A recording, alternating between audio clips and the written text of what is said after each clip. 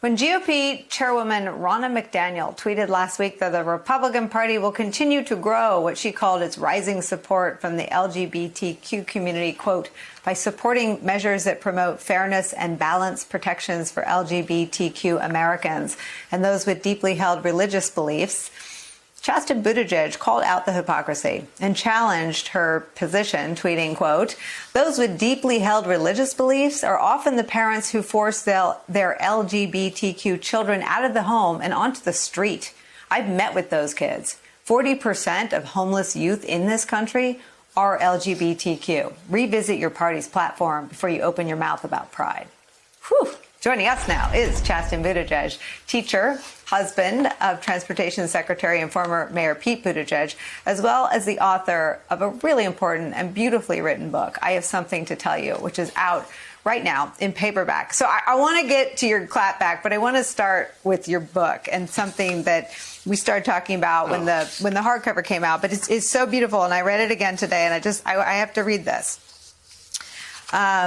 You write this. I just knew that if I came out, I would lose my family and my friends. I'd already packed my bags and started moving out of the house before I did it. I stayed up wondering how there could be anything next for me, counting down the hours until I lost everything I knew. That's how I thought about it. I never considered the freedom I'd feel once I was able to be myself in front of my parents and friends. You write so beautifully, and it's equal parts so raw and so painful. And with the book coming back out and you coming back on, I was looking at it again, and it's just incredibly powerful. I wonder what having it out and having a chance to talk about it again has been like. Well, thanks so much, Nicole, for having me back on. And it's fitting that it's Pride Month. I appreciate you reading that passage. You know, I'm lucky to be sitting here today. And during Pride Month, it's a great time that we recommit ourselves to sticking up for everybody in this community. And I wrote that passage truthfully. You know, I was a pretty suicidal teenager when I ran away from home at age 17. And in this country, an LGBTQ kid considers suicide about every 2 seconds. And I was one of those kids. And so I used this platform, this opportunity to share my story, but also to show up for those kids. Like you mentioned, 40% of the kids who are sleeping out on the street tonight identify as LGBTQ. So getting to the clapback, that's why we have to stand up against the hypocrisy and the dangerous language like the chairwoman put out there, because there are really vulnerable kids in this country, and that type of language hurts them. I felt that. I mean, I felt that in your response. It wasn't this sort of political space you were occupying. It was a defense of people who are now walking in shoes you can very much relate to. And I wonder if you can just expand on that. What can we all do? Yeah, absolutely. So, you know, I think some people like the chairwoman are focused on, slapping rainbow stickers on tweets and saying you support the LGBTQ community. But really what we all need to be doing right now is working to pass the Equality Act.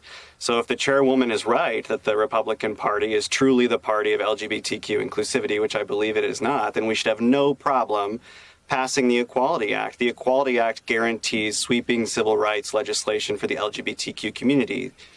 People in this country can still be denied housing, employment, education opportunities, and that's why civil rights legislation is so important. This community is consistently under attack day in and day out, specifically the transgender community, and we see that happening in Florida with Ron DeSantis. Using the first day of Pride to pass anti-trans legislation. And so everybody in this country can step up and call their elected officials and ask them to pass the Equality Act. You have moved to Washington, you and Secretary Pete making it your home now. How is that? It's warm. I am not used to the heat yet, but I am really happy to be here. Yeah. Yes. Yeah, I'm really happy to be here, a part of this, this new wave of hope in D.C. You can really feel it here in the Capitol, that this sense of leadership has returned to our nation's capital, that people here are focused on getting things done.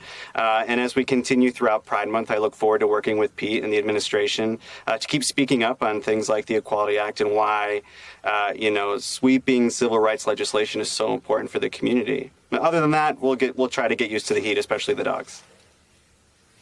Well, I don't want to bum you out, but the heat breaks like in October. I mean, you're like at the beginning of it. It is you understand why they call it a swamp. I want to ask you about something you write about Secretary Pete, about your husband as well, about the isolation that he dealt with, and I read this again today too. I couldn't bear to stay in the closet when I was a teenager, and I spent years after I busted down the door battling depression and suicidal thoughts and coming to terms with the internalized homophobia that made me feel worthless. Peter, on the other hand, felt he had to stay in the closet if he wanted to make it, and he carried many of these same feelings with him in secret. I can only imagine how dark and isolating it must have felt for him. I read your book when you came on the first time, and I sometimes think of these descriptions when I see him, on all the Sunday shows as the cabinet member spearheading the campaign to build support for infrastructure. I mean, what is this journey like for him, for both of you? Well, I've never seen him happier. I think he's definitely dedicated to the job, and I'm sort of only allowing about 3 minutes of transportation talk at the dinner table a night. But during Pride Month, for both of us, two people who have, gone through a lot in our personal lives. I came out very early, and Pete felt he had to keep a lot of things locked up inside to succeed in this country. It's a really important time for us to do our best to show up for everyone in this community. And I want to say one more thing about your question earlier, what can people do during Pride Month? I didn't come out because I felt like I was going to lose my family. And I think Pete felt the same way, not only about his family, but about his career. And if you love someone in your family, you got to let them know that. If you are truly an ally, you have to let people know that you'll show up for them. So it's just a little bit easier for them to come out and to open up and feel like they truly belong in this country.